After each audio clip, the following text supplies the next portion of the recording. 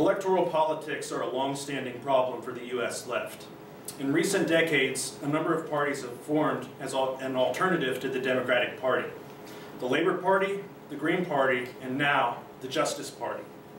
However, these parties risk becoming little more than networks of activists or pressure groups on the Democratic Party, and it still remains unclear whether a serious electoral challenge to the Democratic Party is possible.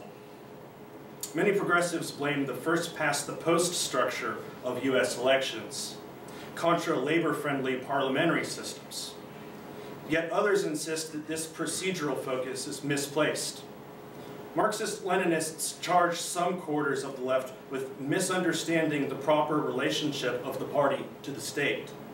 But for many, it remains unclear how Lenin's piece, The State and Revolution, bears upon the present. Most activists grant the desirability of a viable party to the left of the Democrats. But why exactly such a party is desirable? To win reforms? To spread emancipatory consciousness? Is contested as well.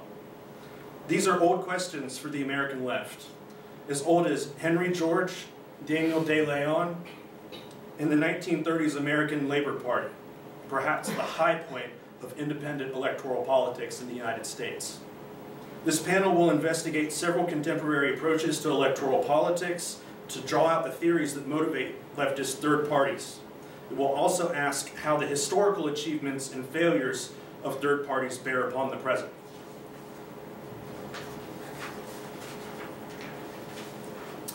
So the guidelines for tonight's panel is each of the panelists have been asked to consider the description and 5 questions in formulating their opening remarks. They will have 10 to 12 minutes to state their opening remarks, after which I will discreetly signal when the panelists are at 10 minutes.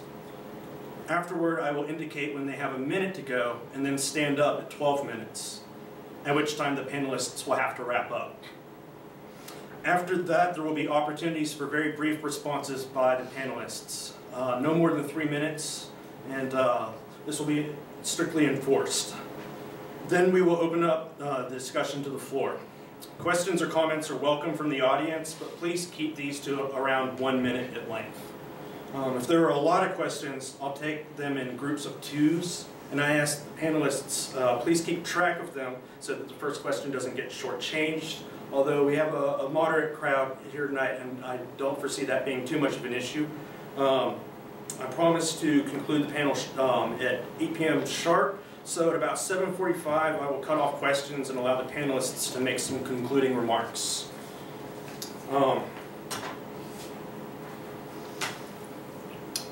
The panelists for tonight are in order of presentation. Starting from your far left is Travis Donoho, who is the co-chair of the Knoxville area Democratic Socialists of America. He is originally from Austin, Texas, where he spent several decades as a labor organizer for Education Austin, an affiliate of the American Federation of Teachers. Travis was also active with the New American Movement at the time of its merger with the Democratic Socialist Organizing Committee in 1982 to create the Democratic Socialists of America, and served as a board member at large of the Austin DSA. He moved to Knoxville in 2015 and is co-chair of the Social Justice Committee of Statewide Organizing for Community Empowerment in Tennessee. Barbara Bridges is a single mother of 2 who studied architecture at UT in the 1990s. She received a bachelor's degree in environmental studies and a master's in public policy from the University of Maryland, Baltimore County. She began voting Green Party in 1996 when Ralph Nader ran for president. She's campaigned vociferously for Obama in 2008 and Bernie Sanders in 2016, despite a generalized sense of alienation from the Democratic Party. She's been an activist and organizer for over 30 years and is proud to call members of the Workers' World Party her comrades, despite various differences. She's currently the chair of the Knoxville Green Party and active with the 2017 City Council movement, which aims to elect a slate of 5 progressive candidates to Knoxville City Council later this year. Last but certainly not least, to my immediate right is Jason Dawsey, who is a lecturer at the University of Tennessee Department of History. His research interests include the history of Marxism, critiques of modern technology, German Jewish intellectual Gunther Anders, and the emergence of Holocaust consciousness. Jason is a former student of influential Marxist philosopher, historian, and political scientist Moishe Postone, and was present in Chicago at the time of Platypus' founding by several of his colleagues.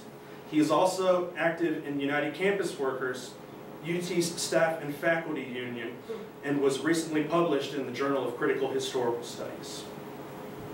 And I've asked Travis to begin the opening remarks.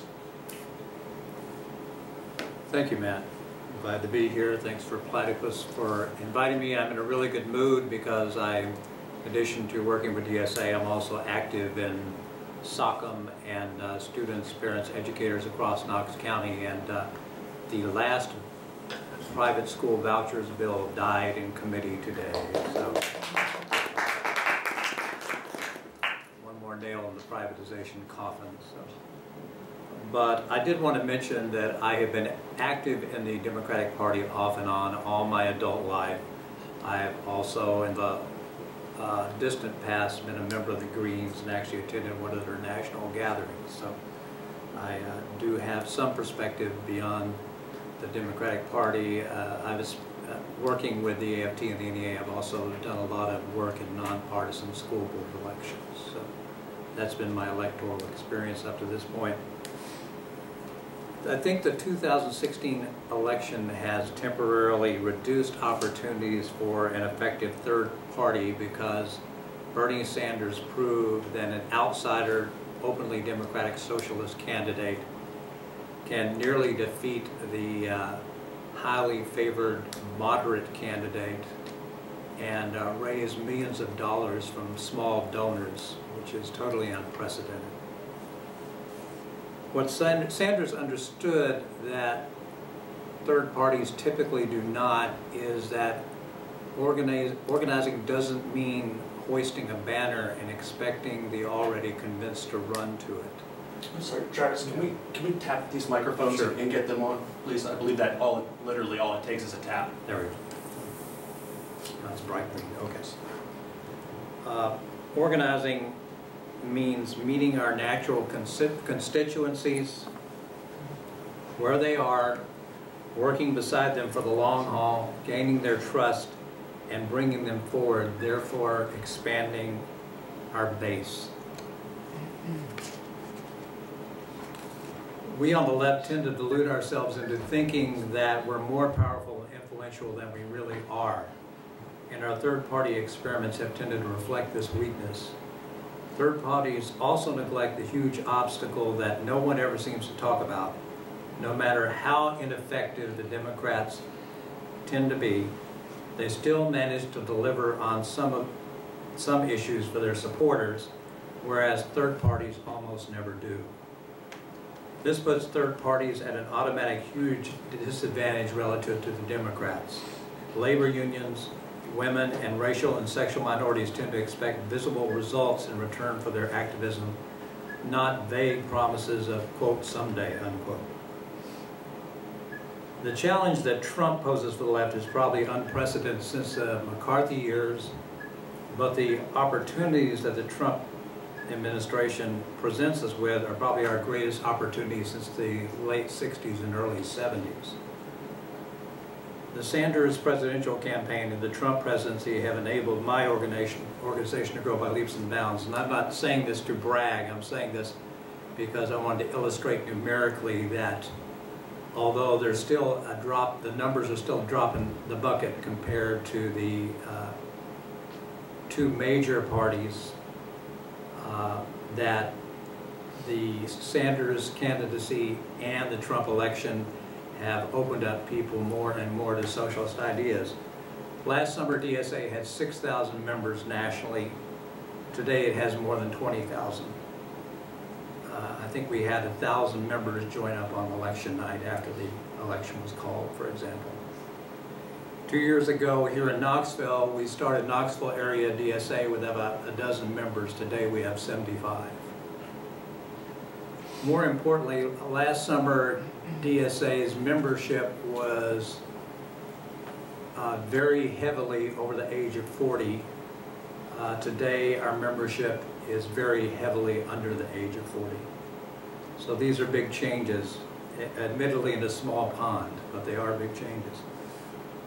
The biggest challenge left as a whole is our pronounced tendency to reduce the way forward to a single path and avoid linking up. It's either marching in the streets or lobbying the General Assembly or Congress or running for office in the Democratic primaries or running as third-party candidates when it's not just this or that, it's all of the above.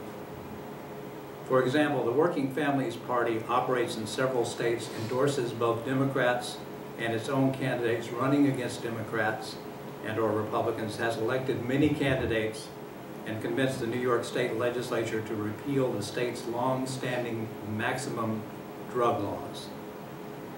DSA members who work for Bernie and the Democratic Party for president also work for the Working Families Party in down ballot races. We need to avoid acting like left activism is a zero-sum game, that tackling one issue in the streets necessarily drains resources from tackling another issue in the halls of Congress or in the voting booth. It ain't like that, and so far the anti-Trump resistant has mostly avoided falling into this trap, thank God. One of the questions that Matt asked was how a third party can avoid simply becoming either an instrument for pressuring the Democratic Party to the left or a mere recruiting tool for activist and sectarian organizations. I would posit another question which kind of undermines my thesis here today. Is a more pressing question is, how do radicals working in the Democratic Party avoid being captured by the Democratic Party instead of the other way around? And I won't go into that, but that is a huge problem for people expressing my point of view.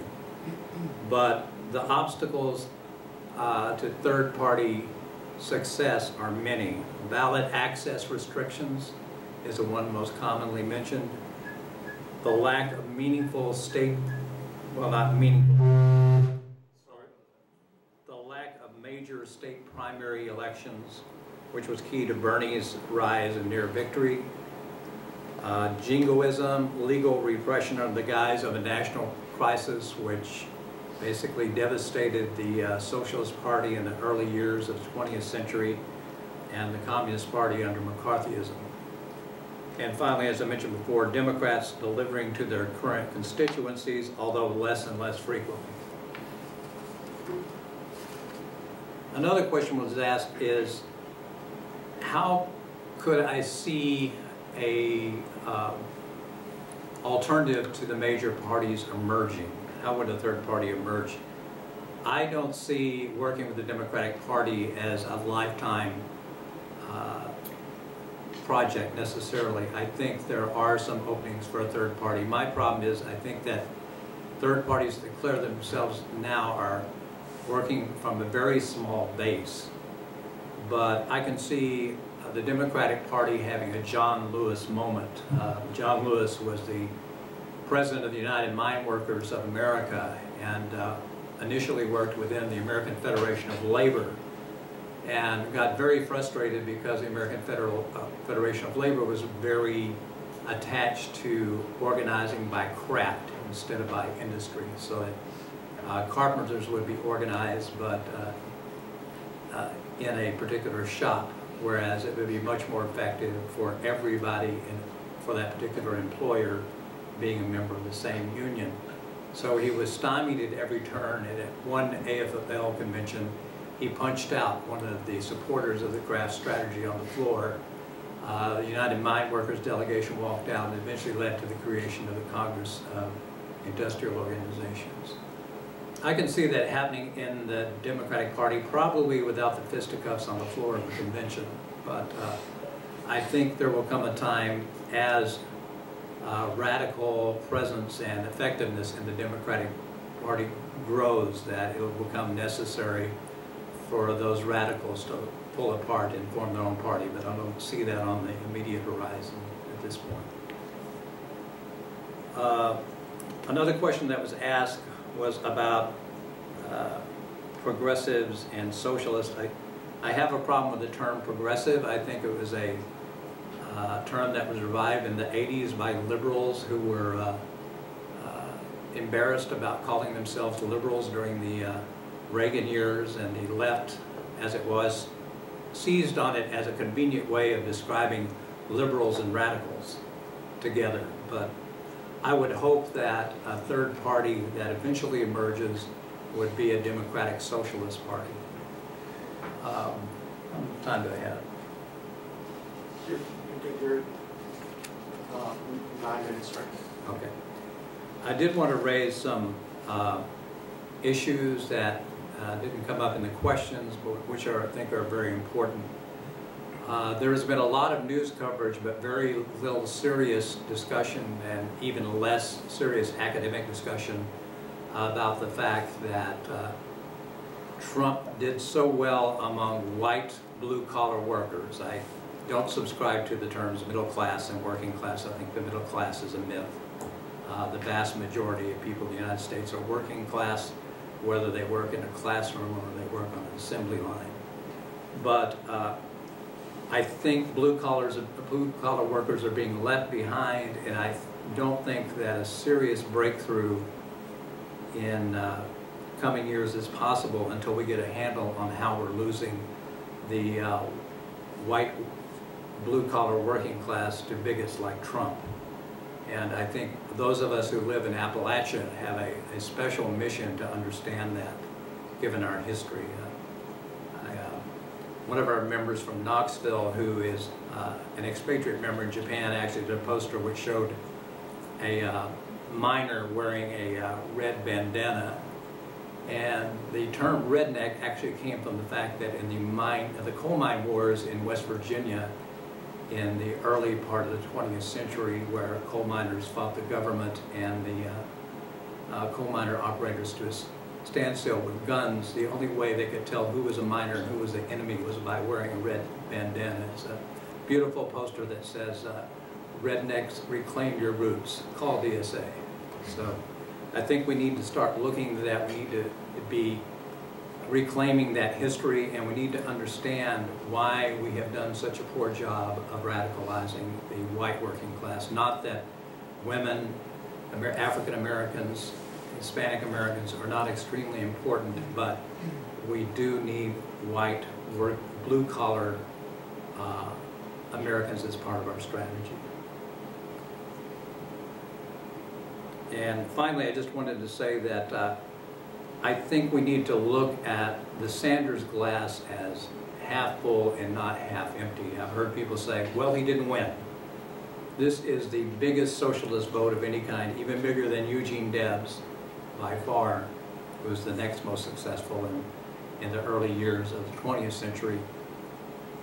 And for a first effort, it was a wonderful result, even though he didn't get the nomination.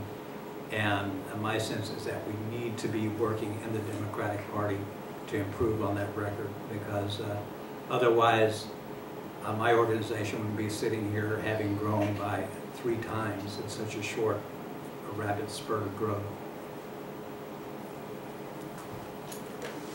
Thank you, Travis.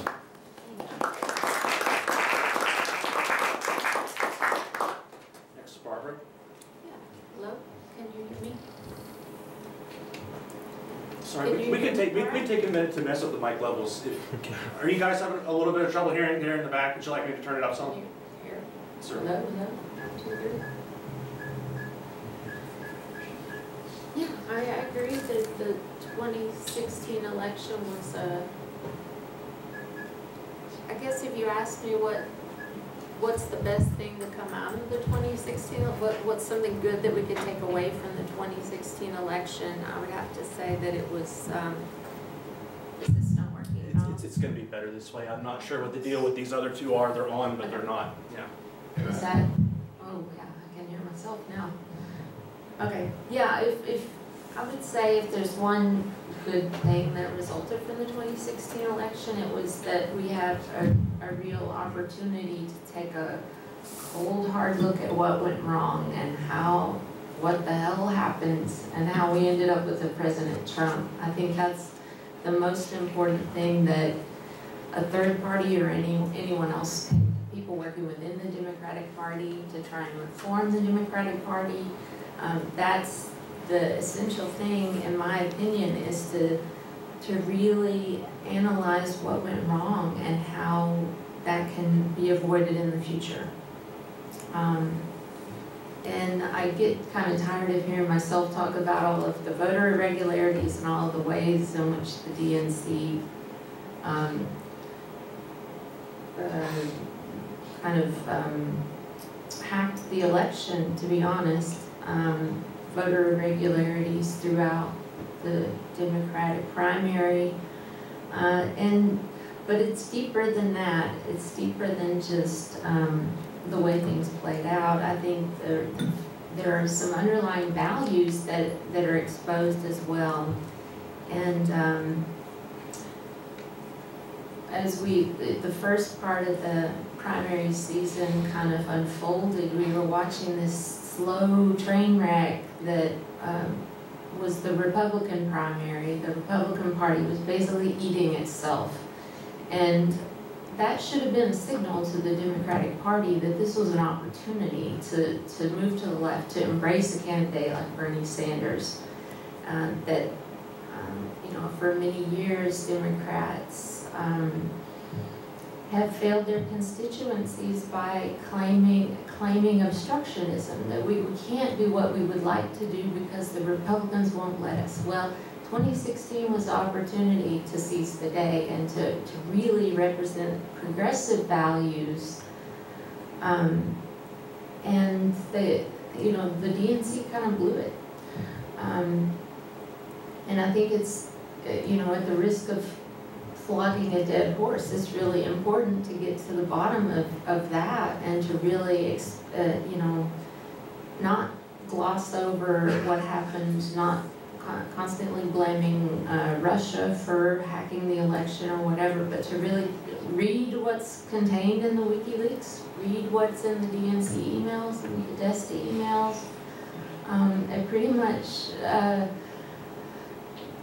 exposes the collusion between the Clinton campaign and the leaders of the DNC to cut Bernie out. So at the same time, we saw this wonderful success of the Bernie Sanders campaign and all the opportunities that it represents for democratic socialists or progressives or whatever label you want to put on it. The fact that that there was a systematic effort to shut that down should be very troubling for all of us, and that should be a stopping point. That where we say we have to get to the bottom of this if we're going to go forward. As you know, the Democrats have to unravel what happened before they can try to unify the party against Trump. I think it's also important to consider that Trump was kind of put up as a straw man, as a foil for Hillary Clinton in the general election, someone who would be easy to defeat. And then things got out of hand. And now we have a President Trump. And instead of uniting to defeat Trump's policies, which are vile, it seems like the Democrats have, in a sense, given Trump a free hand since the election. A lot of the Russiagate speculation tying Trump with Russian,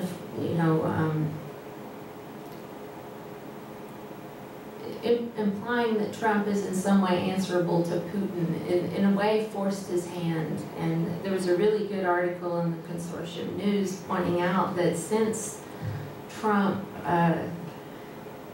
chose to bomb Assad's air bases, a lot of that Russiagate controversy has kind of died away, So in this, I think that was if not a deliberate effort to force Trump's hand on declaring his independence from Russia and his desire to remove Assad, then I think there was at least some nudging in that direction. And The Intercept did a really interesting story about, I mean, Rachel Maddow, I think, is one of the, you know, a highly popular pundit on, who has really pushed that Russiagate story. The Intercept did a quantitative analysis of 6 weeks of her shows and found that 53% of her broadcast time in the later part of February and March was dedicated to Russia. 53% of her broadcasts. That beating out Trump's crackdown on immigrants. She gave 1.3% of her time to that. The repeal of Obamacare got 3.8% of broadcast time. Discussion over the legality of the Muslim ban got about 5.6% of the time. Anti-GOP activism, 5.8%, and then the various scandals and gaffes of the Trump administration got 11%. So I think there's been a real effort to force Trump into a corner on Syria, and that should also be very disturbing to all of us.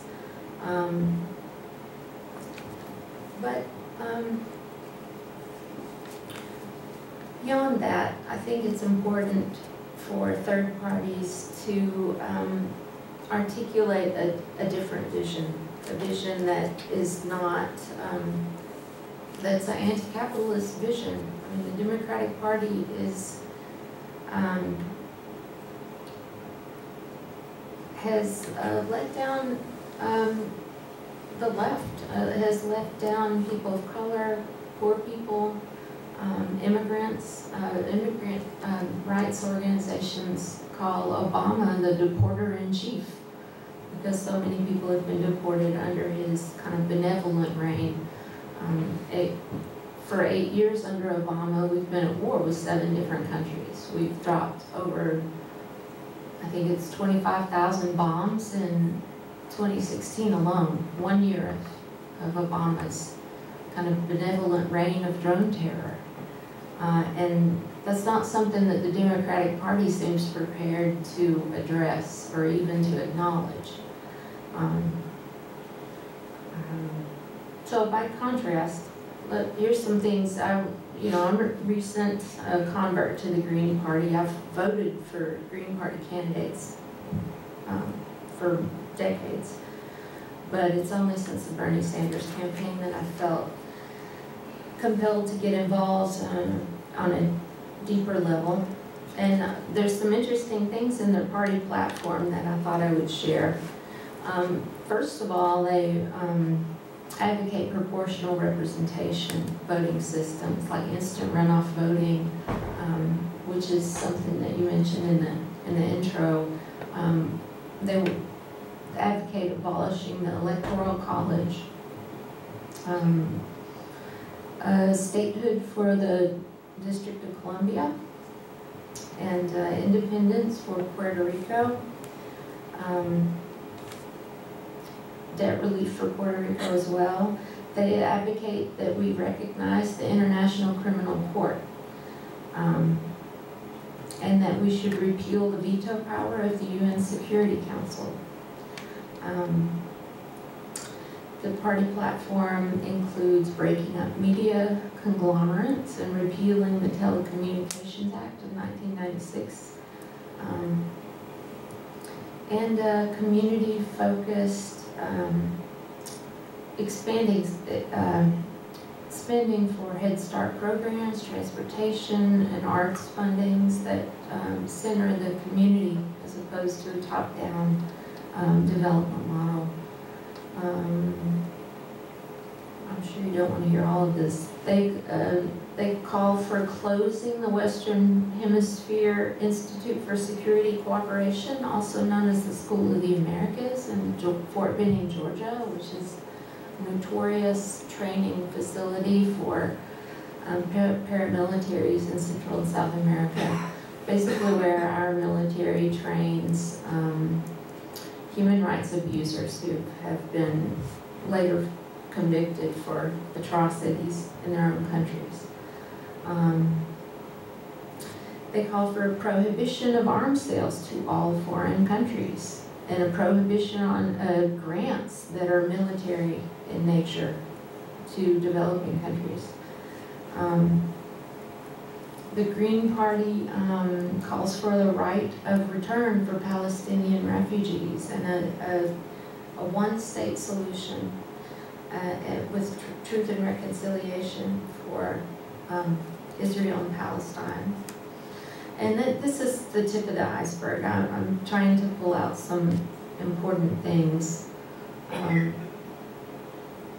Of course, controversial pipelines like the Keystone Pipeline and the Dakota Access Pipeline are not a part of the Green Party platform at all. They call for replacing the World Trade Organization, the IMF, and the World Bank with institutions that are democratic, transparent, and accountable to the citizens of all nations. They call for the self-determination for the Kurdish people and the freedom for political prisoners. So this is just to give you a taste. You know, there are a lot more things I would like to go, but we're out of time. So still have another minute or so. We'd like to take it. Yeah. What else have we got?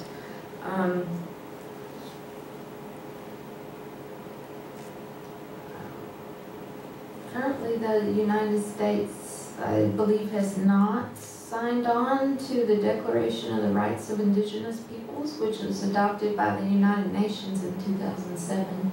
The United States doesn't recognize the International Criminal Court, and these are all things that any party that's worth its salt should include in their platform. Thank you, Barbara.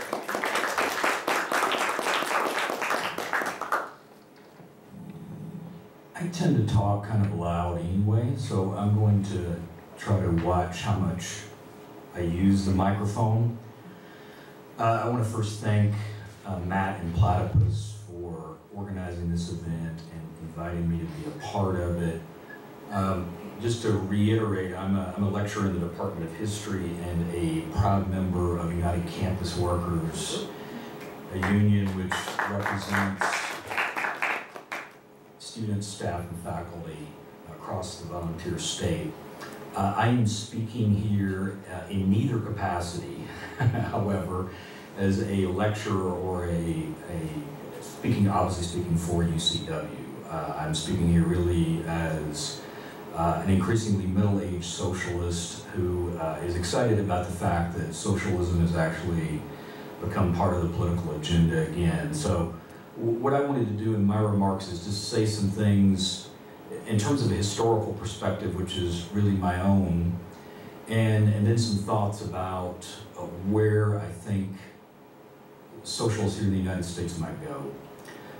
So first, just in terms of thinking about where we are historically, and I'm just going to relate this to my own lifetime. Like when I graduated from college in 1994, that was a real low point for the left, not just in the United States, but worldwide. It was some 4 to 5 years after the end of the Cold War. Anything that sort of used the term socialist or leftist was not only disconsidered, in fact, it was no longer really considered much of a threat at all. It was just simply considered fossilized, as antiquated, as simply refuted by the course of history with the fall of the wall and the collapse of the Soviet Union. It was much easier, in fact, to ridicule people or mock them who still called themselves leftists and to treat them as any kind of problem by people who were opposed to socialism. And it's interesting as someone who works in the history of ideas, that already really in the 80s and 90s, that Marxism had really fallen into decline in terms of it being able to speak to people about what they thought were like key problems. Instead, that people that saw themselves as still on the left in some way typically turned to people like Michel Foucault. Well, often they were post-structuralist thinkers that they saw as really being more appropriate for that moment. But it's been remarkable to see what's happened in the last decade and a half. And I think that a lot of the anxiety in the late 90s, early 2000s about globalization started to bring about a shift again. And having participated in some protests circa 2000 with, and there was never really a great moniker, you know, for those movements, but people called it the global justice movement or the anti-globalization movement, which I never really liked very much, or the counter-globalization movement. But there was a moment, I would say 1999, 2001, where you started to see people coalesce, and in some cases really across lines that had rarely been seen or hadn't been seen in a long time. People from organized labor, people who were in environmental groups, various kinds of citizens groups, leftist organizations who were coming together and begin to talk about capitalism again as a problem. In many respects, however, that movement got blindsided by 9/11 and by obviously the kind of massive repression that happened, just the kind of overall atmosphere, not only in the US, but elsewhere against any kind of perceived militant protest.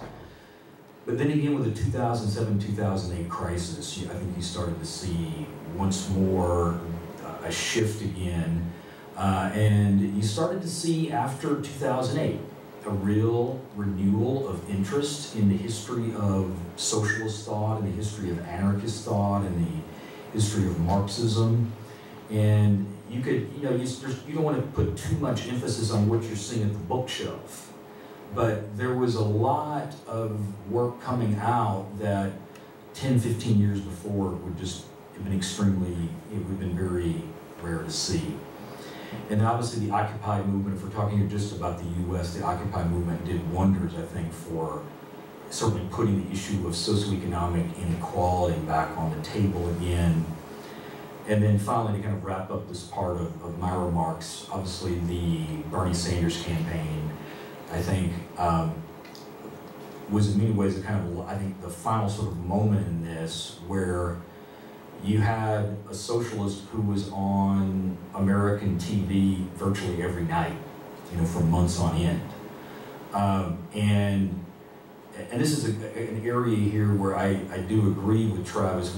We differ in other areas, but he's right about this, that by throwing in his lot with the Democratic Party, at least running there, he was able to take advantage of all of the things that the two-party system was able to provide. And a lot of that was just the coverage, just being able to, have people notice you and be aware of what you were saying. And so it was interesting to see in the American press where, people were talking about what exactly is socialism. And this remarkable exchange between Bernie Sanders and Hillary Clinton, where Hillary Clinton felt compelled to defend capitalism as a system, which just would have been unthinkable, for decades really, that was just taken as given. It was simply something you never really thought you needed to say. And here she was having to defend it. And I think that Bernie is interesting, especially from a historian's point of view. He's incredibly moderate, if you think about him in the history of socialism. And yet, in the recent context, in the American context, he has obviously been a real force for reinvigorating a left. And even if the campaign failed, I think that at least for the foreseeable future, there's no way one is just simply going to dismiss socialism in the way they easily could, many years ago. And obviously, since the election, he's reemerged as a leader, in fact, of the anti-Trump opposition, which may be something we could talk about during the remarks, is why is it Bernie Sanders that's really the most visible person in that opposition and not someone else? Then I think what I just like to note here, after just giving this sort of, from my vantage point, kind of view about how things have really changed, is to say that for me, as disastrous as the 2016 election was, and there's no doubt, this is where I think all three of us agree that, I mean, Trump, it's not only Trump, it's the fact that Trump was elected with, you have the Ryan McConnell Congress, and the combination of those two forces, the kind of threat they pose for minorities, the threat they pose for issues about freedom of the press, freedom of speech, about education, for organized labor. I mean, you can just create a list that would go from here to the back of the room about things we have to be concerned about with a Trump presidency and this particular Congress. I mean, it's really something to see where, here I'm just going to speak like an old-fashioned Marxist, that the Trump cabinet, this is a clear case where the capitalist class just directly and openly governs. Unabashedly. There's no attempt to hide it. So the old Marxist stereotypes about the state is just a tool of the ruling class, in this case seems, with at least the cabinet seems terrifyingly confirmed, and there's something quite open about that fact. They don't really try to hide it or try to downplay it at all, that if you're obviously someone in the corporate world, no matter what qualifications you have to run a particular department, you're fit. You're automatically seen as fit. And of course, the agenda they've been following, does it really even need any comment? I mean, Trump obviously campaigned talking about American workers. We've seen obviously just exactly what he's really done for them since he's come into office. But having said that, I think there are two ways where the election of Trump really provides an opportunity for the left. And here I'm really saying about, agreeing again with Travis about not just saying progressive, but really saying for people to consider themselves leftists of some particular sort, socialists, Marxists, anarchists, that two ways. One is that the discontent that's been generated since November is real, it's sustained, and any left, to use Barbara's term, that's worth its weight in salt, is going to have to be able to speak to that. And a whole variety of legitimate concerns. I mean, the incredible kind of racism, homophobia, misogyny, xenophobia that people connected to this administration, its supporters, people in and outside of it, tap into, try to encourage. Obviously, that's going to have to be combated. Any left that's going to really coalesce is going to have to be able to combat that.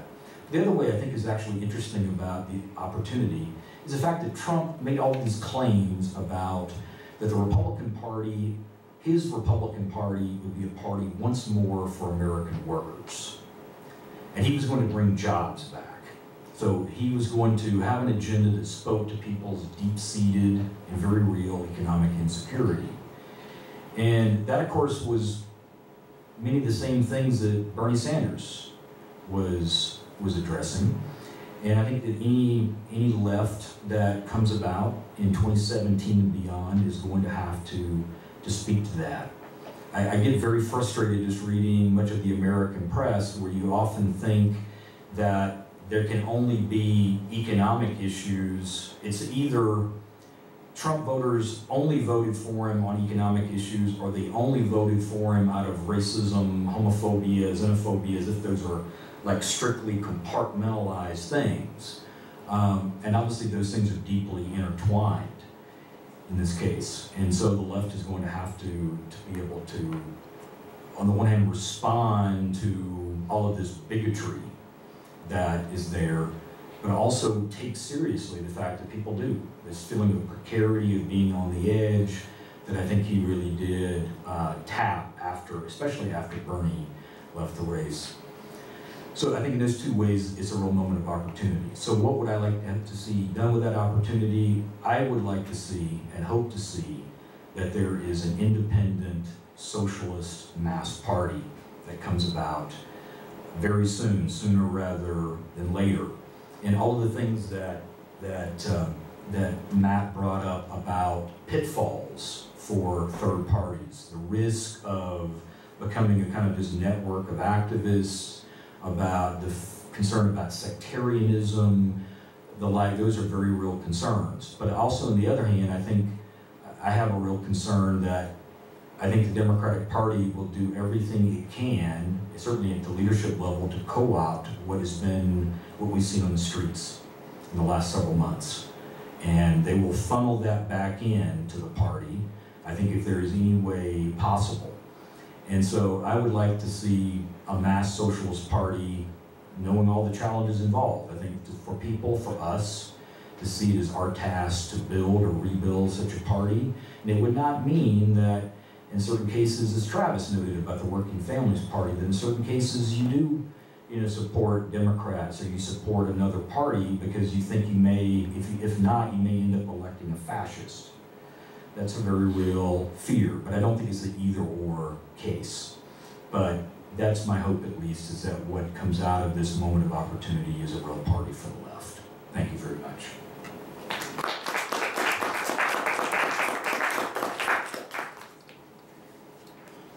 All right, I'm going to allow panelists opportunities for very brief responses. I ask you to keep it to a maximum of about 3 minutes. I guess we'll proceed in the order that we began. And Travis, would like to begin? Sure.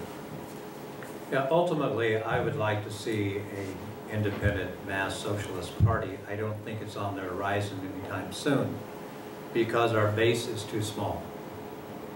Our base has grown.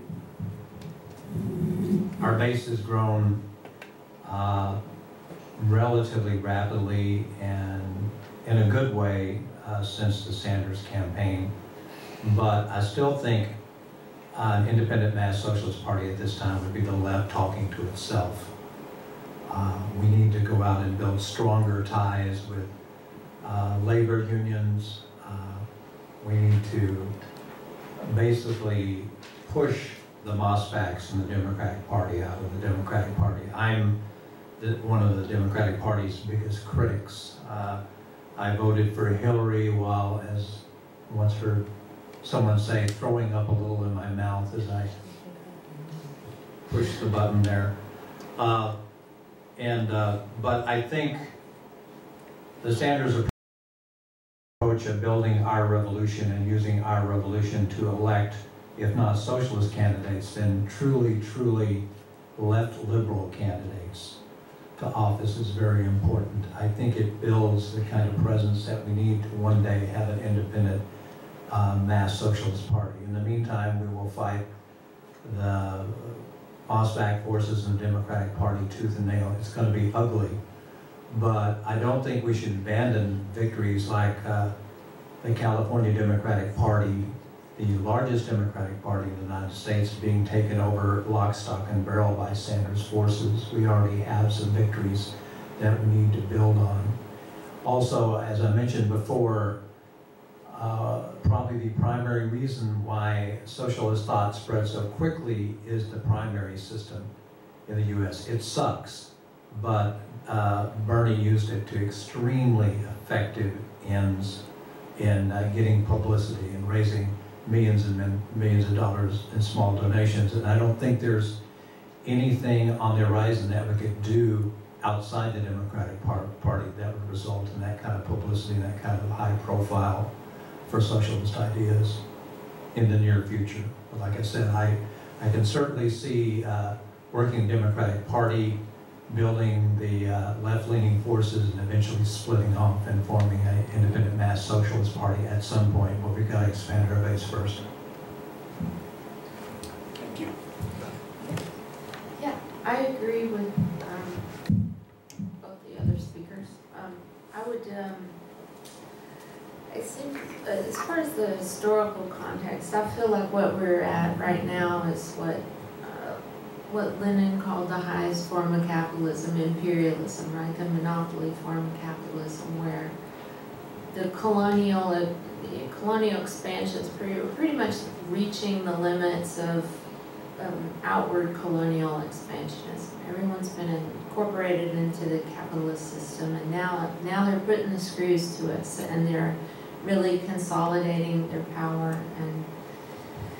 And I think whether we are willing to call ourselves socialists or not, I think it's really important that we are explicit about being anti-capitalist. Whatever your solution to capitalism is, I think we need to call it what it is. Hillary Clinton is definitely a capitalist, and the people who were supporting her in the party are, I agree. It's time for them to go. They need to go back on over to the Republican Party where they belong, to be honest with you. And while I support my friends in the Democratic Party that are trying to reform the party from within, I don't have the stomach for it anymore. So, and I think until there are sanctions against, for example, the Democratic Party and the way that the 2016 Democratic primary was held, I think there has to be some kind of sanction. If people are going to continue to stick with the party and to continue to vote for the party despite what went down in 2016, then there's no incentive for them to change, right? They still have the votes, you know, unless we're willing to exit the party. So I like to think that if my efforts outside the Democratic Party will help the people who are still in there fighting the good fight and struggling for reforms. But I think it does require an inside-outside strategy, and we definitely need a viable third option. And I think as far as the base goes, I think there's plenty of dissatisfaction among Democrats and Republicans, or people that typically vote Democrat or Republican. And there's also a huge chunk of people that just don't vote, and we don't know why they don't vote. It could be they're disenfranchised, it could be that they don't like either of their choices, it could be that they just are not voting because they can't get time off work, they can't, you know, they don't see an alternative. So I think it's reasonable to consider all of the people that have not voted regularly up till now as potential members of a third party. Thank you. Just a few things. I think one of the reasons why I definitely think there should be a socialist party even right now is I think there's a sense of urgency. In that, if you think about it, even beyond the American context, like the problems, I think there are three kind of central problems that I think only a left really will confront, if there is a left to confront it. But I think only a left will confront these. And one, of course, is just the deepening inequality that we've seen in the last 2 or 3 decades. Just these gigantic gaps have grown between rich and poor, within countries and between countries. Second is a concern, especially, it was there before 2007, 2008, but we've seen a lot more of it in the last 6 or 7 years, which is a real fear about the liquidation of work, the liquidation of jobs, not just here in the US, but in many countries through technological innovation, through automation. And it's interesting to follow, a few of you in other classes with me have heard this, but you know, if you're just following the business press, the capitalist press, and it's actually where you get some of the most detailed coverage about these concerns about what's going to happen in industry after industry, where you see this rapid erosion of jobs.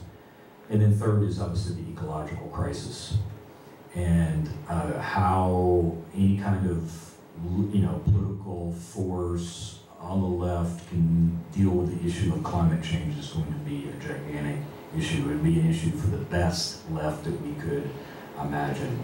So I think that it's all the more reason, as far as I'm concerned, why we need a socialist party now. Thank you. So I'll give a round of applause for from this point forward, I am going to open up the discussion to the floor. As I said before, questions and comments are welcome, but please keep them to around 1 minute at length so that everybody can get to their question. If there are a lot, again, I will take them in groups of twos, although it doesn't seem that this should really be necessary. But if it does come to that for some reason, then panelists, just please keep both questions in mind so that the first doesn't get shortchanged. And lastly, like I said, I plan on wrapping up right around 8 o'clock, just a few minutes after at the most. So at about a quarter till, I'm going to cut questions off and allow panelists to make some concluding remarks. For the first question, I am going to take moderator's privilege and pose one that I've pre-formulated. And then from there, since we only have one microphone, I'm going to have to call on you in the audience. If you don't mind to, I know that some of you may not be naturally outspoken or whatever, however you might want to characterize that, but if you could do your best to project your voice so that everybody can hear, especially those of us up front, then I'm sure that they'd greatly appreciate it. But to the point, my question is that widespread voters' dissatisfaction with the candidates offered by both major parties was arguably the prevailing feature of the 2016 election. This was primarily demonstrated through the challenges that Sanders and Trump posed to conventional Democrats and Republicans, but also through the outsized impact of Johnson and Stein on the general election. This suggests that voters across the entire American political spectrum are hungry or even desperate for change, though it remains unclear how our conception of quote-unquote left-wing and right-wing ideologies might factor into this. What is clear are two things. First is that the American electorate is extremely polarized between these two poles. And the second is that they are now willing to elect political outsiders. These two things could potentially be interpreted to mean that the left versus the right is a false dichotomy, and that a future politics would need to transcend this paradigm. We saw this with Sanders' appeal to the 99% and Trump's promise to be a quote-unquote president for everybody, whether or not you take either of those claims seriously. But taking them seriously runs the risk of dismissing whether the left and the right are useful categories at all, instead of interrogating them to determine whether what they've stood for in the past and whether that meaning has since changed. So my question is, in your opinion, what does the political left stand for historically? Is it characterized by anything qualitatively different from the right? Has this become distorted or lost over time? And if so, how will the approach that you advocate for recover its original meaning?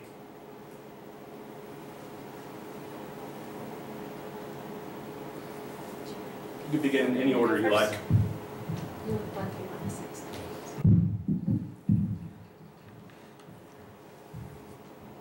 I think the definition of left that is most accurate was made by David Coate, which is that the left is that which moves toward popular sovereignty, however you want to describe that.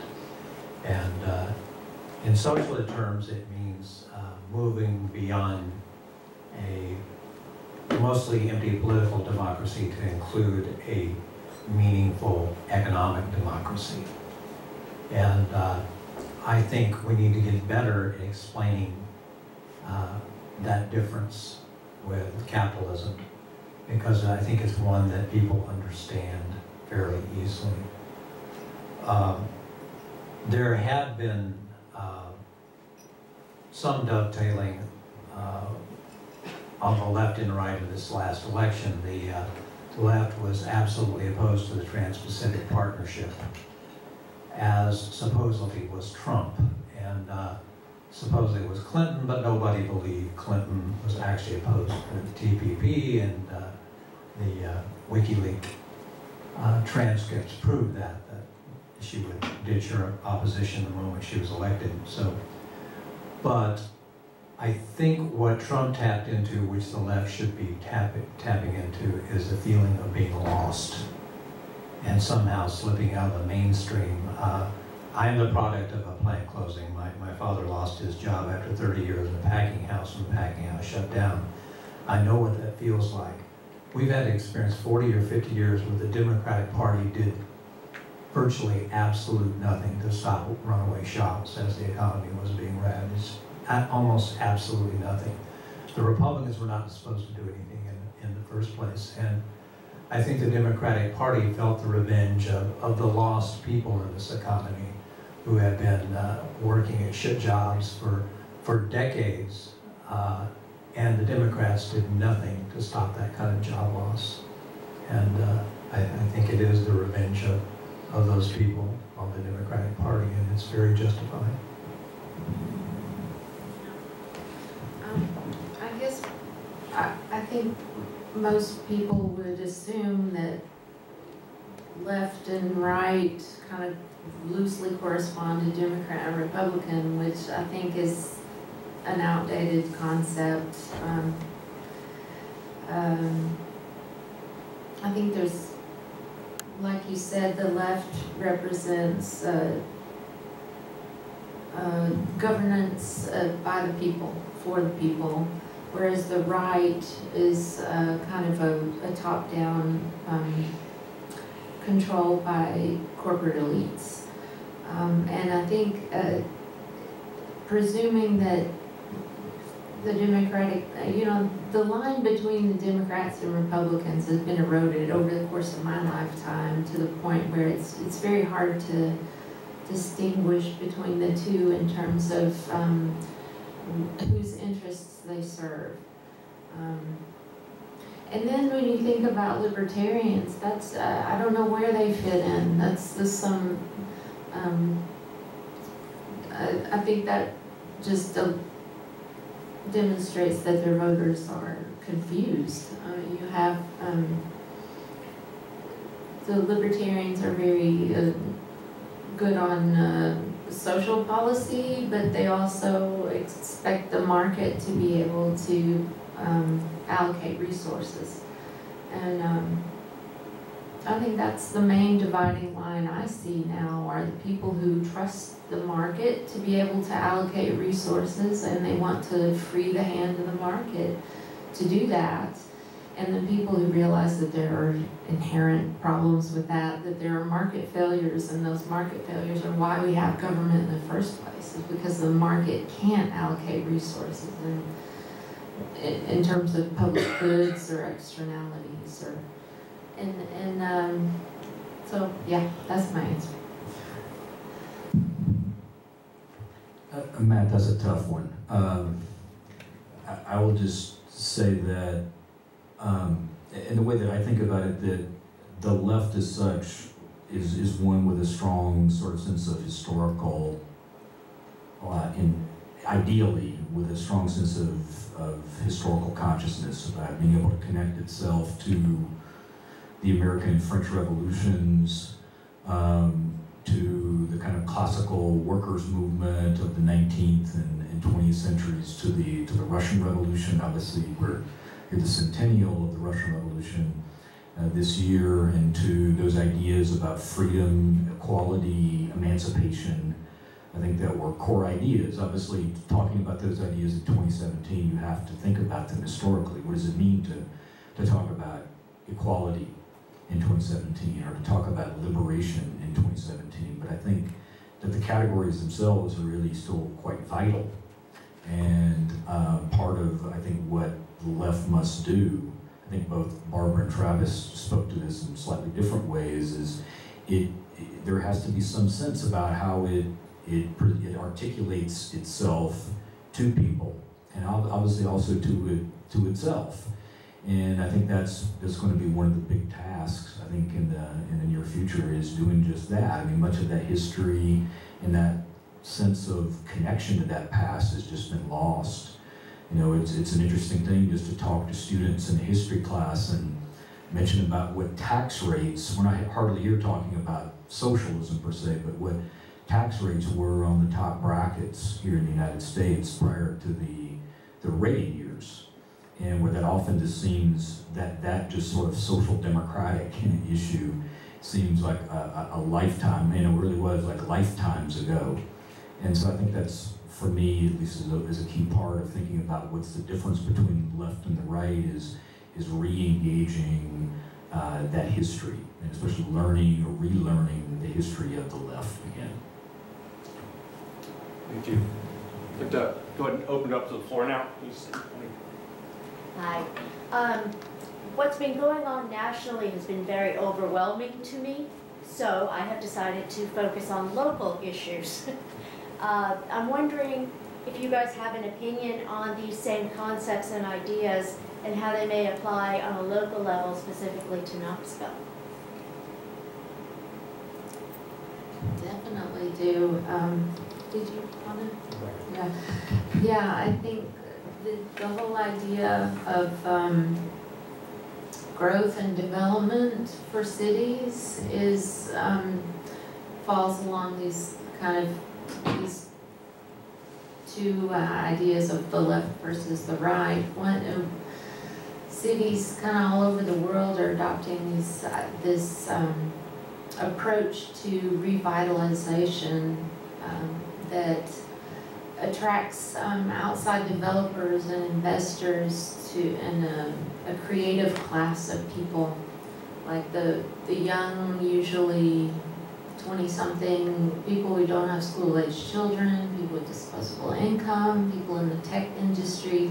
That's kind of like the ideal target for cities to try to attract, to come move into our blighted neighborhoods, and then they'll bring their disposable income with them, and rising tide will lift all boats. But that's doesn't play out. We've seen case after case after case. If you pour money after this creative class of citizens that you want at the expense of the people who already live in the city, then you're only exacerbating the problems of the city. And it's kind of a build it, if you build it, they will come mentality that has not played out. And so, yeah, I think that has real tangible applications in a city like Knoxville, because Knoxville isn't heavily gentrified as much as some other cities like Baltimore, where you have $1 million condos on the waterfront a few blocks away from really devastated slums. But Knoxville, if Knoxville adopts that kind of policy, then we could see that widening gap between urban outcomes.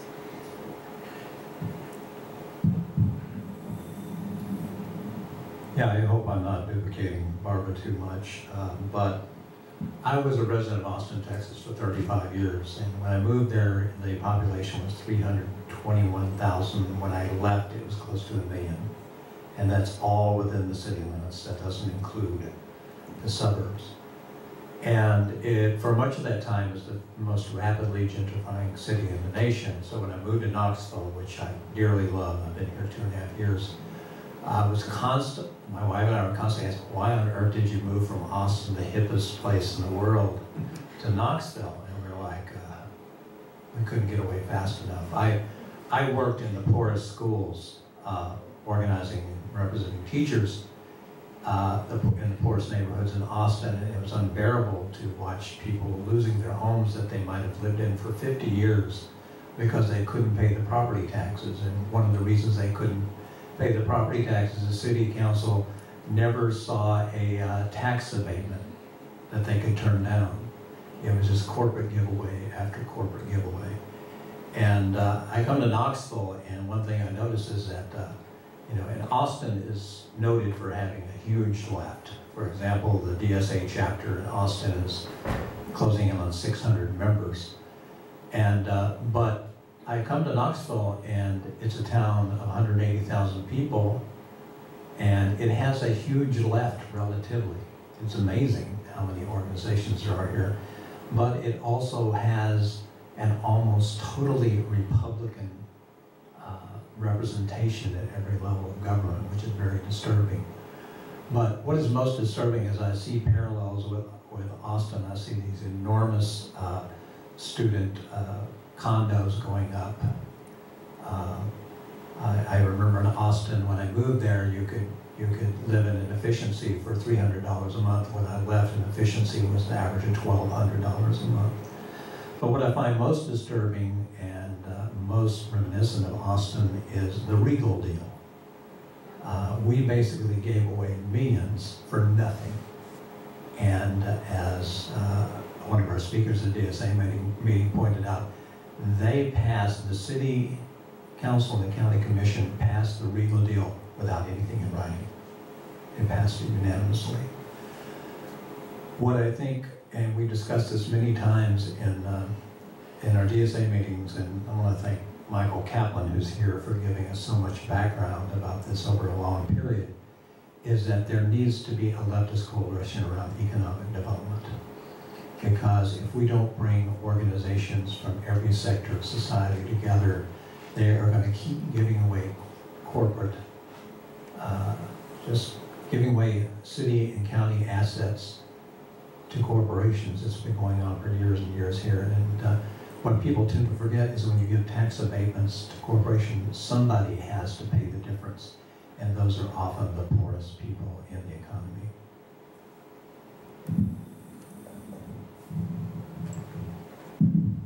I don't really have that much to add to that in the sense that I've been in Knoxville about a year and a half, and most of my involvement with local politics has been really local, like is in UT issues and issues surrounding Governor Haslam's disgraceful outsourcing initiative affecting facilities workers here and across the state, and the also disgraceful attacks on our university's Office of Diversity and Inclusion.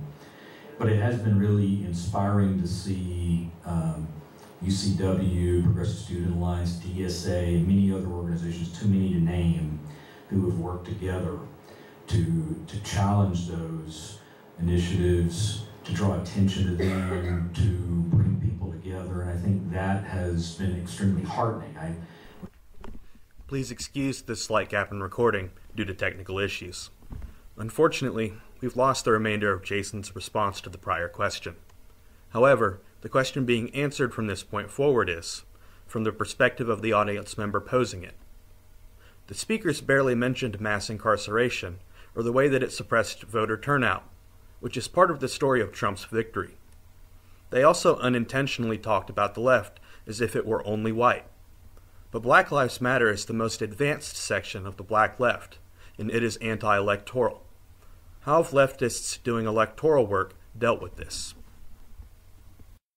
Youth and kids with disabilities are often disciplined more often than their white, able-bodied counterparts, and get forced into a cycle where their needs are not being met by the school system, and the school system instead chooses to see them as a disciplinary problem and to force them out of the school system. Also, the local city council race is another hard ask that they've asked everyone in the community to get involved with. So, and I think the Vision for Black Lives policy platform is one of the most radical documents of our time, actually. I think any party, left, right, whatever, socialist, needs to take their lead from the movement for Black Lives on the policy demands that are listed in the platform. Well, first to say that since we're really talking about electoral politics and Black Lives Matter has been far more reticent to jump into the fray. That's why I didn't explicitly deal with them. There wasn't any sense at all of excluding them. I think in many ways that if we were in a kind of a differently framed kind of situation, they would be central to the conversation. But since you ask about them, I think that they have been one of the key reasons why you've seen a real kind of re-energizing on the left is, people that are there in that movement who have just put everything into it in terms of organizing people, getting people out in the streets, and ensuring that a whole series of issues. You mentioned mass incarceration. You also get obviously the issue just of police violence, of militarization of police that's going on. That those things are not simply swept under the rug or overlooked. And they also, of course, have addressed issues that Bernie Sanders, for example, has talked about, but just how joblessness is affecting communities of color, more dramatically than it is in other areas too. So they've been an incredible force, I think, especially for just popular mobilization. And I think for many of us on the left, it's been extremely encouraging just to see that kind of energy generated. I myself wonder, over the long term, though, will they want to kind of follow through with this strategy with respect to elections? Or would they themselves begin to view that differently? I wonder would they view it differently if there really was a left party that was available for them to support. I don't know, that's kind of speculation, but obviously I can understand their own deep reservations about the party system as such, what currently exists, and keeping some distance from it.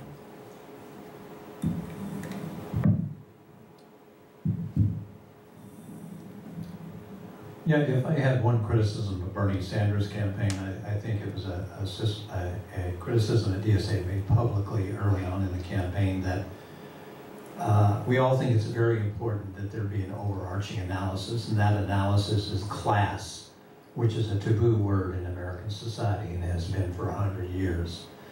And I think Bernie was right to focus like a laser on class as an issue. Unfortunately, in the process, he tended to neglect Black Lives Matter, and I hope he made amends as best he could, because he did admit to that failing early on. When you mentioned mass incarceration, it's important to me because, oddly enough, when I was a union organizer in Oklahoma, I spent most of my time organizing correctional officers. When I came back to Austin, I was a library worker, and I spent most of my time getting books and materials for inmates. And I am very interested in this issue on a very local basis. There is no way in hell we should let J.J. Jones, the current sheriff, become county mayor. And we should replace him, since he's term limited, as sheriff with anybody. Mussolini is better than J.J. Jones. I mean, this is a man who has privatized services in the jail to such an extent that families are not allowed to have face-to-face contact with their loved ones. They have to do a Skype-type interview, and they have to pay through the nose for it.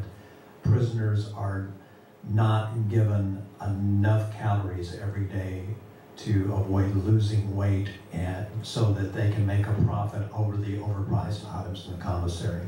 This is god-awful. And I was thinking we had, depending on which paper you read, 1,000 or 2,000 people come to the Nehemiah Action on Monday for Justice Knox to support mental health and stop school pushout. And it just seems like groups like the Knoxville Incarceration Collective could become part of Justice Knox and start pushing on this awful privatization at the jail. And although they can't endorse candidates, they sure can badmouth J.J. Jones enough to make sure that he never becomes county mayor and that whoever replaces him as sheriff is a decent human being. I just wanted to add that reparations to African Americans have been in the Green Party platform since the beginning of the Green Party. And many of the things, pretty much everything contained in the Vision for Black Lives policy platform is a part of the Green Party platform as well as the recognition, legalizing marijuana. That would go a long way toward getting people out of prison. As well as explicitly saying that it's people of color, Black people in particular, that should be the center of these discussions and not, white people making decisions on their behalf. So. Yes.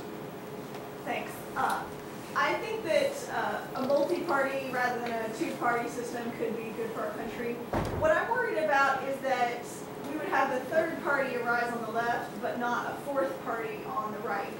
And I was wondering if you all could talk a little bit about the timing of developing on the left, and so as not to erode our electoral effectiveness as the collective left.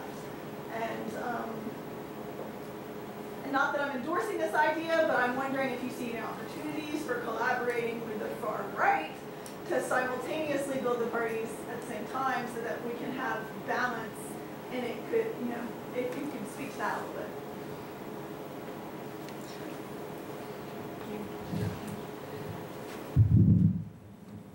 I think it's anybody's guess right now about whether or not there might be, in fact, a split within the GOP. I don't really see that. I'm trying to sound like I'm prognosticating, but I don't really see that yet. But obviously there's some substantial tensions, within the party. And I think that if Trump's political fortunes really start to plummet, that you could see some tensions that would lead to a split, which of course I would eagerly welcome such a split. But I don't know yet that's really in the works. And I think that for me, if there was to be a socialist party that would emerge, you would obviously have to take that seriously. It's not that I'm simply saying that, well, we need a party and then, no matter what, we can never do any kind of work with Democrats. That's not at all what I wanted to suggest, but I think that would have to be part of its own political calculus, is looking at that. If we're just talking about electoral politics, just talking about elections where the vote is split, and that could end up playing into the hands of the right, given how far to the right the GOP has drifted us. That is obviously a serious concern, but it's not so much one that I think that we should simply not act to form a party because we're afraid of what the right is going to do. I think that there has to be some move made by the left to form itself as a left. And it would be interesting, kind of getting back to Matt's original question, how many of those who actually voted for Trump in 2016 would have voted for Bernie Sanders if he had been the nominee? Are they really right-wing? What does it really mean for them to identify as right-wing? And at least a lot of the information we've gotten in since the election, that more than a few of them probably would have voted for Bernie had he been the nominee. So it's interesting to think, what would things look like if there was a kind of consistently identifiable force that saw itself as socialist in American politics?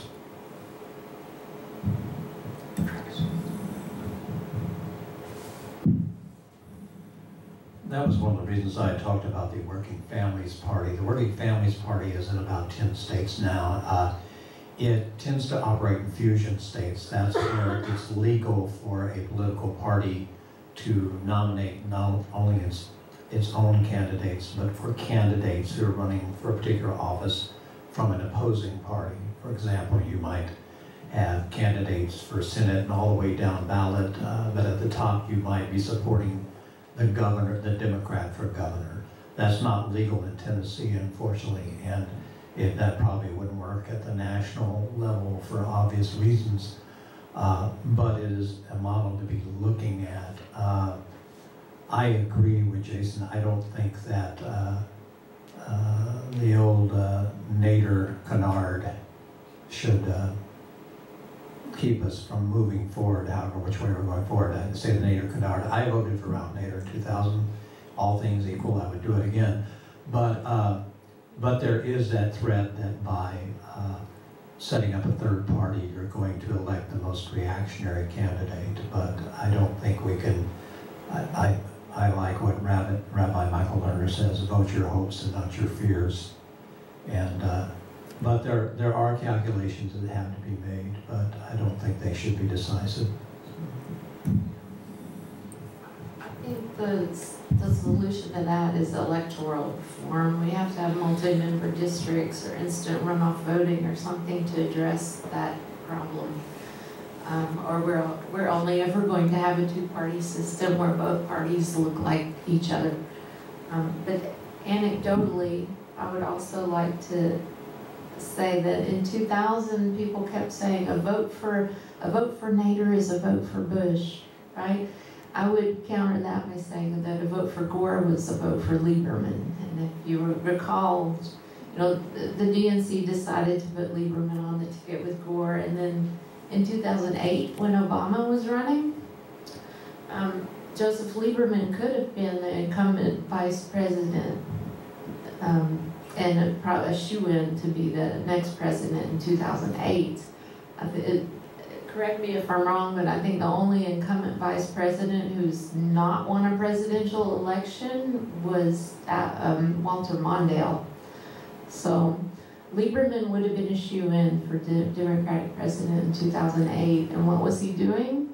He was stumping for McCain and Palin in 2008. So, you know, I don't know, you know, just an anecdote. I'd like to take that question one step further, if you wouldn't mind. I can kind of bring it to a point of clarification, perhaps, and piggyback on that last question and say that it's, at least to my understanding, and I have no monopoly on definitions here, but insofar as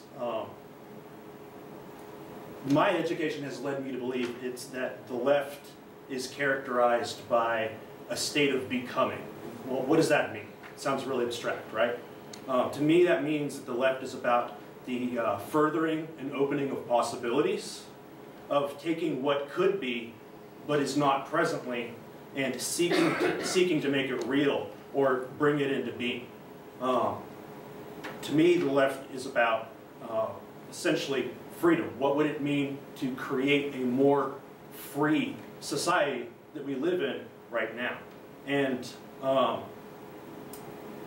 I think that the past election, we saw just how far the Democrats were willing to go, not to open and further possibilities, but to close them and to preserve the status quo.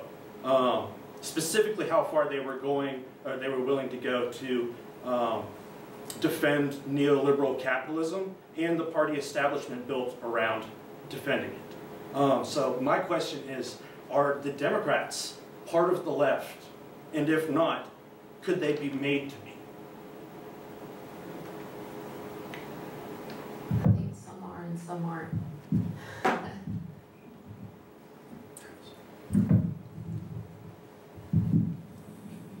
Well, that last question, or the last part of the question, obviously that's one of the reasons why I'm here, and I led off with that argument.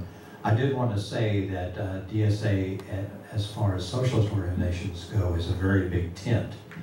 I'm representing probably a preponderance of DSA members in the belief that we should follow Bernie Sanders through our revolution in our own organization to transform the Democratic Party. As a matter of fact, I noticed on the live stream the other day, we have a new website for our revolution called www.transformtheparty.com.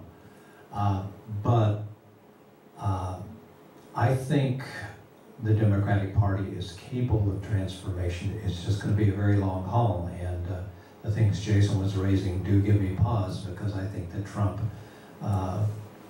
poses an existential threat to humanity, and we may not have very much time, but I don't think you make political strategy on the basis of that kind of fear. I think you have to be more reasoned and slow and thoughtful about it than to jump.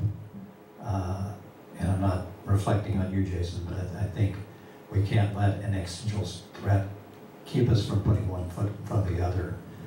I think the party can be transformed. It's going to be a very long, slow, painful transformation, but I don't think we have a real choice, because I think when you look and see the difference that the primaries last year made in the acceptance of socialism, I think that's an extremely powerful weapon that we will not have with a third party.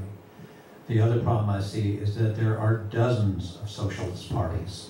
It's an alphabet soup, and none of them have ever, not since the Socialist Party of the early 20th century, have any of them made a huge difference, and the Communist Party in the 30s and 40s.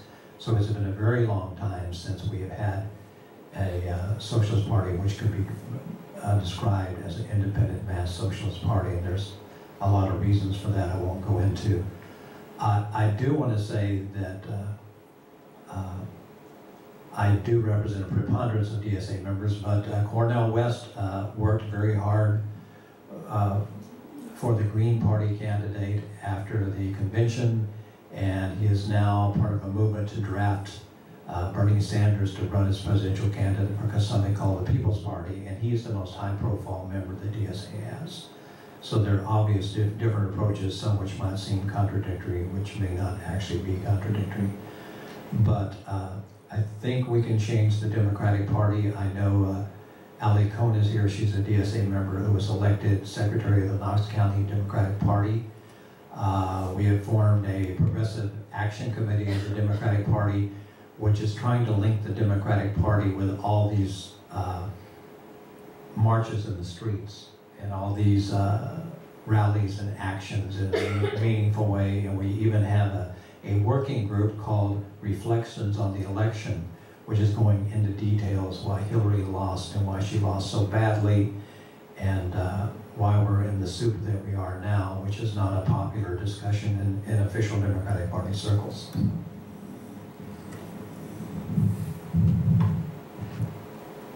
I just want to to make sure there was no misunderstanding, though. My argument about urgency was really, in fact, not so much directed at Trump as these kind of three problems of inequality, job disappearance, and climate change. In fact, I think that any kind of move on the left to create a new party is really going to have to think beyond both Trump and Bernie, and that Trump as a threat or problem, however you want to characterize him, is in his early 70s. Bernie is someone who's done so much to reinvigorate the possibility for socialism, is even farther in his 70s. And how reproducible was Bernie's 2016 run? I mean, that's itself something that would be worth discussing. But regardless, the left is going to have to think about a much longer term strategy insofar as what does it want to see itself do? Does it want to see itself, I think Matt was kind of pushing people to think about this as merely a kind of pressure group, and there certainly you will run into those people who will say that leftists should try to pull, in fact that's the language I would always hear, they should try to pull the Democrats leftward. I'm just deeply skeptical after years of following that, how successful that might be. There are extremely powerful interests in the party who are very, I think are quite happy with the direction that they got with Obama and with Hillary Clinton. But I think that regardless of where one comes down on that if leftists were to come together and say we want a party, and Travis is not wrong about that history, about the fact that it's been decades since we've really had a serious socialist party in the country. But I think if there were an opportunity, it would be right now to do that. But if there were, it would have to be something with a long-term view, with a clear program, etc. And it would have to speak to many things, for example, that Josh was noting. It'd have to be a party that really understood its own moment in terms of possibility, but also to have some long-term strategy. Thank you. How many more of you had questions that you intended to ask? Okay, we've got about 5, it looks like.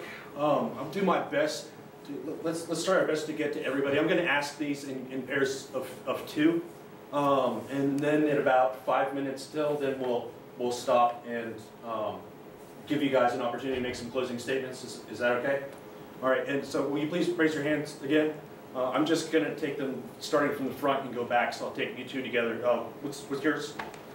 How would you change the federal government system that we have now? I did hear one talk about a multi-party system, but if you were to change that, how would you prevent something more like gridlock, or making sure that a compromise can be, or would you change it to where a bill being passed be more than 50% to have more of a unanimous choosing for the system? Okay, and your question was? In terms of job loss, whose responsibility is it for job creation? Can the government do anything to help that? And specifically, can the left do anything to increase jobs?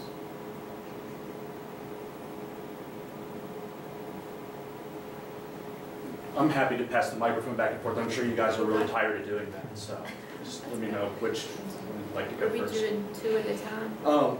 Yes, I understand it's not ideal, but just for the sake of inclusivity.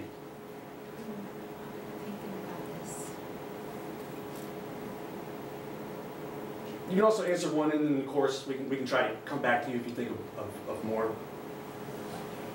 I can kick it off just to very briefly. I mean, the issue about transforming sort of American government you're posing is obviously a huge question, but I think obviously some steps, hardly be even revolutionary steps, but they would still be, I think, important ones. Was already alluded to. I mean, Barbara mentioned things like runoff voting, a push at the state level just to make it easier for other parties to compete in the electoral process.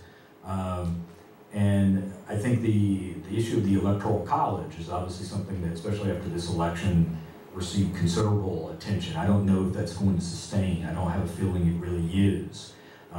For a few months there, it looked like it might. But again, I think that would be something, obviously, if you're just talking just at that level about opening the system up.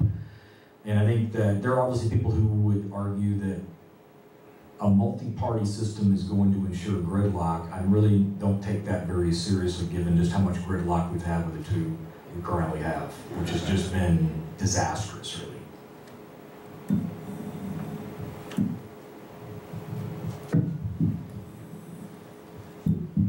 On the second question, I think that obviously the private sector is considered the main creator of jobs in the current society. I think it will be that for some time to come, but I think we can start making a transition to a much more co-op dominated economy. I mean, co-ops have proven themselves to be viable economic forms, and of course they're in keeping with socialist principles.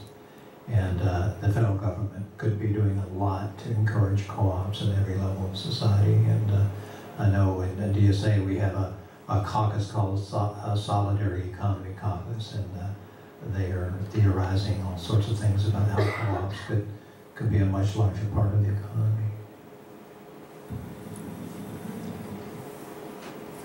Yeah, I think as far as changing the federal government to avoid gridlock would be to have a multi-member district system or instant runoff voting. I think also a thing that contributes to that gridlock is the way the media covers the conflict between the Republicans and the Democrats is kind of played up as a drama, and I think in the Green Party platform they address that by breaking up media conglomerates, and I think that would go a long way. Yeah. Well, I wasn't asking how would you change it to avoid gridlock. I was asking how would you just change it in general to get a better representation of the people in the country. Because if you look at it now, it's mainly white men representing the multitude of people across the country with many ideas, and we don't really have that. We have a blue guy and a red guy and a few independents in there not really representing us for who we are or what we stand for. Yeah. Well, we need more than 2 parties, for sure.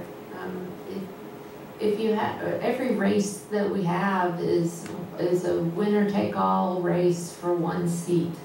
And if we had multi-member districts where, say 10 seats are open and you get 20% of the vote, then you get 20% of the seats, right?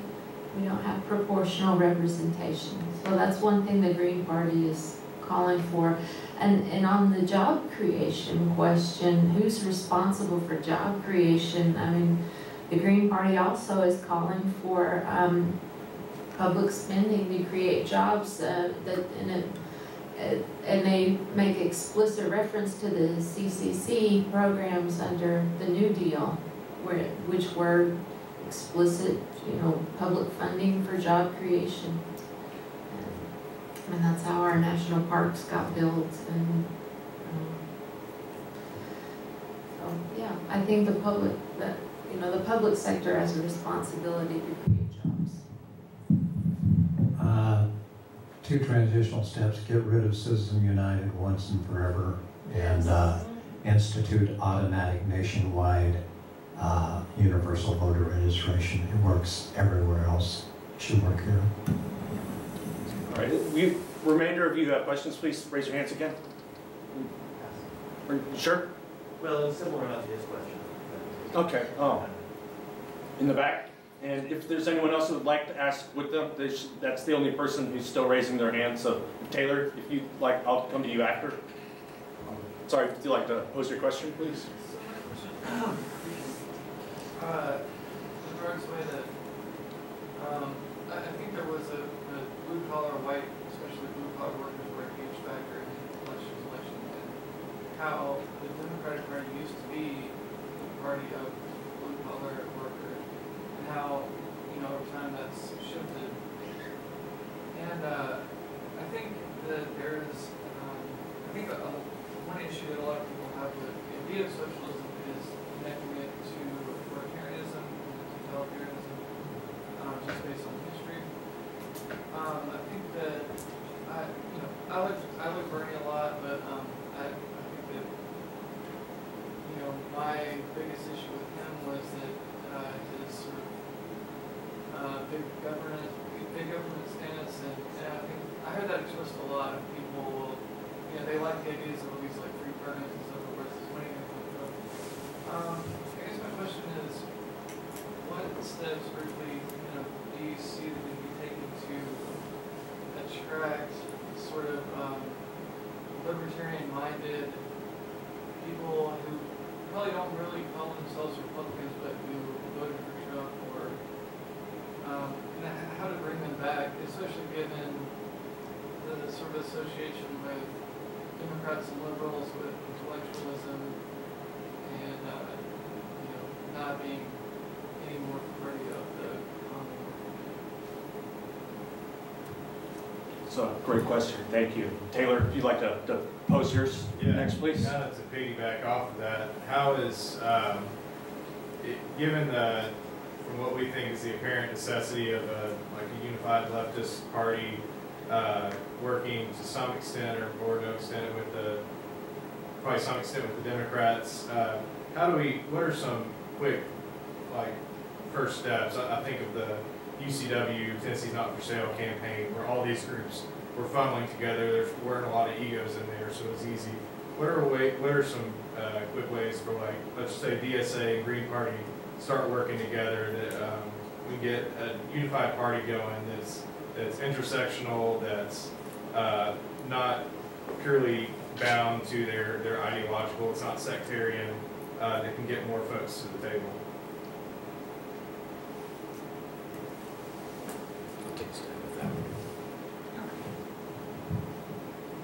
I think to that last question, that there's a number of different possibilities, but I think one maybe is just to begin to hold a series of conferences, or even what in the old left terminology used to be congresses, where you would bring groups like that together who are clearly interested in forming a party, and to begin that process of figuring out, is it possible where could we work together? How would this happen?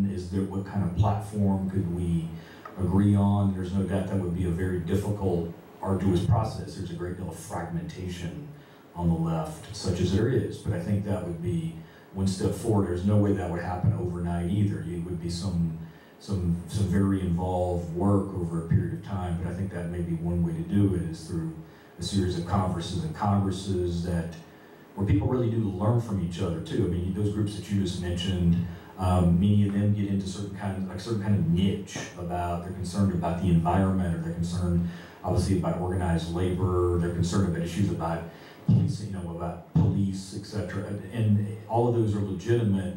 You of course want to know what would hold that together. What would make a kind of left party a left party? What would be that umbrella agenda? And that would have to be decided, I think, in some really democratic, deliberative way, and that may be one way of going about doing it. I'll maybe address the other question. Do you want to? Yeah, I did too. Okay, yeah, as far as, well, I think we could work on local campaigns together for sure. That's what we should be doing. And, but to answer the other question, how do we appeal to Republicans, libertarians, and anti-intellectuals? That was, I spent many hours like phone banking and canvassing for Bernie during the election, and a lot of the people I was talking to were people who were leaning toward Trump or Carson or Cruz, but they loved Bernie too. He really spoke to them, and I think that's because he was addressing the military-industrial complex and the fact that we just pour so much money into these endless wars for profit. That's something that people can relate to. Everybody knows a veteran that has come back damaged, either physically or mentally, as a result of their service, and then got kicked to the curb by the Veterans Administration. And that's something that people can relate to on a real, from your soul kind of level. Also the bank foreclosures, holding the banks accountable. That is not a high, lofty intellectual argument. That's a real, tangible thing. Every one of these bankers that crashed our economy has gotten off scot-free. Not one of them has been prosecuted. And that's a crime, and as much as I hate ragging on Obama, he bailed them out. And those are two ways that I would appeal to people on the right, and just from a down-to-earth kind of perspective. Yeah, John Steinbeck had a quote about the reason why socialism never took root in the United States is because Americans all believe that they're temporarily financially embarrassed millionaires. And I think that gives you a lot to think about, but I think we have to be blunt with people on the right and people who should be on our side who are voting for right-wing Republicans like Trump, and say, your problem isn't big government, your problem is big corporations. And we have had so many decades and 100 years of people thinking that they can all win the lottery, they can all become millionaires, and it's not true, and it's never been true. And so the government tries to get you to blame that on government regulation instead of the real culprits, who are large corporations and their supporters. As far as people in Appalachia who have been displaced by runaway shops, Trump has the right idea. Democrats should have been pushing that very hard for decades, the idea that if you run away to another country, then we're going to impose extreme tariffs on your goods coming into this country. And Trump is not going to do it, but it's a good idea, and the Democrats should have been pushing it 40 years ago. But the current Democratic leadership has looked at it and said, oh, that's capitalism, we can't tinker with that. Well, we do want to tinker with that. We want to impose that, and it was a good idea on Trump's part, but it was only for rhetorical purposes. I guess I'm gonna let him post I just real the one last quick question. thing. It's actually not a question. It's the bailout passed, which is the TARP agreement. $700 billion is actually passed by Bush. If you have a point of contention on Obama for that, it's the fact that he did not, upon his administration, pursue a prosecution. But Bush actually did the bailout. That's all. Sorry. I'm trying to. Thank you. You know, if you'd like an opportunity to respond to that, then please do take it in your closing remarks. But since we're really running a bit over on time here, I'd like to give the panelists an opportunity to make some closing remarks. And suppose for convenience, we'll proceed in the same order that we have up to this point, with Travis going first. Just wanted to say I've been a socialist all my adult life, and there's never been a better time to be a socialist. If I get in one commercial, we have a lot of DSA literature out there, including invitations to our May Day celebration on Monday. As a matter of fact, Corey's going to pass those flyers out right now while these statements are being made, as well as a sign-up sheet if you'd like any information about the events of this nature moving forward. There are a lot of people in motion in terms of demonstrating and that sort of thing. There are also a lot of people thinking and talking to each other across parties, and I'm very fortunate to live in Knoxville, where the left is really as close to a vision of beloved community as I've ever seen. Everyone's great here. Everyone on the left is great here, I should say.